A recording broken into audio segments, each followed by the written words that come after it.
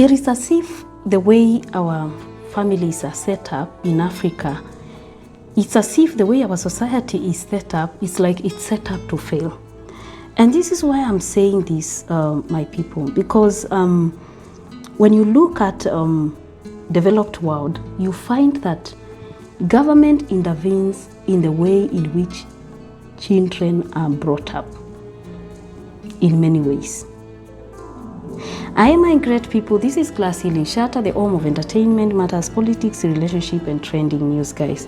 So, in our today's discussion, let's just have a look at the differences between a child growing in developed world and a child growing in developing world. So, when we look at it critically, we begin to see that families in Africa is as if families, relationships, and everything is set up to fail. And the reason why I'm saying this is not because I'm not looking at family, but I want us to start looking at the deeper discussion and the deeper perspective of things, because sometimes we keep blaming our politicians, yet the way we set up our families is as if it's just set up to just bring out a society that is not 100% healthy. First and foremost, I would like to say that when you look at the way kids are brought up in the family, boys and girls, there is already inequality that is created in the way kids are brought up. You find that boys are treated more special, ladies are given much more work. It's as if they are reminded that they are supposed to grow up to become what I would call in quotes, wife material, a kind of a woman that is just busy cooking and pleasing their husbands. A lot has changed, of course, and I want to acknowledge that fact because there are so many now educated women and there is so much awareness and there is a lot that is happening to change the way things are done. But the society can never change fully if we don't begin to look at the way inequalities are created right during the upbringing of kids. And another perspective is that if you go to the developed world, you find that kids, when they are born, the government intervenes, and it intervenes this way. Right at the point at which a child is born, the government is already there doing registration. So they would come, if a woman is in a ward, let's say giving birth, they would do registration. There will be somebody that comes from the government that will do that registration, not just the hospital in Africa where people get like things like birth notes or something like that. So a child is born, the government is already notified, and then you're given some guidelines on the procedure that you're supposed to follow after that. And then you realize that as the child is growing up, government supports the family that has that newborn by supporting the child directly, by giving some little bit of financial support in form of, let's say, could be in form of money, and it could be in form of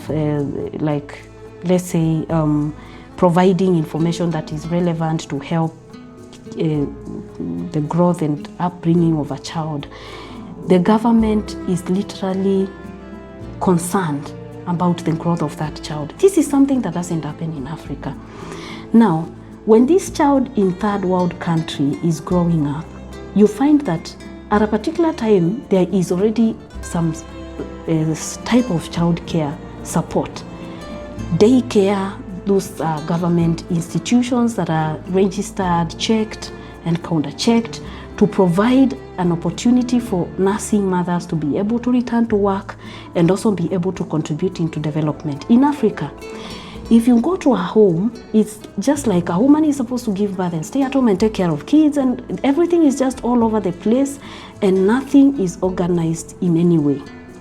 So women tend to stay at home to take care of their kids most of the time. Although I will not say that this doesn't happen, I would like to say that rather, this doesn't always happen because there are also opportunities to employ ourselves. But how many people can really afford those ourselves, especially poor families? So most women end up not getting into gainful employment and they don't really contribute to the development of the economy. So that way then you find the few working men and very few working women are the people that are contributing to the development of the society and the economy as a whole. So how can we ever be rich? that is like setting ourselves for a failure. Now, when this child grows up and reaches the age of 18, and the child is not in a position to get employment, then they will go to the government job search centers and stick their CV there, because all along before they reach the age of 18 or 16, depends on each country's age of consent. It can be 16, can be 17, 18, it depends on individual countries. In third world countries, so a child grows up knowing that at the age of 18, they're supposed to have started knowing how to take care of themselves financially and making decisions that are mature. Now, come to our type of families.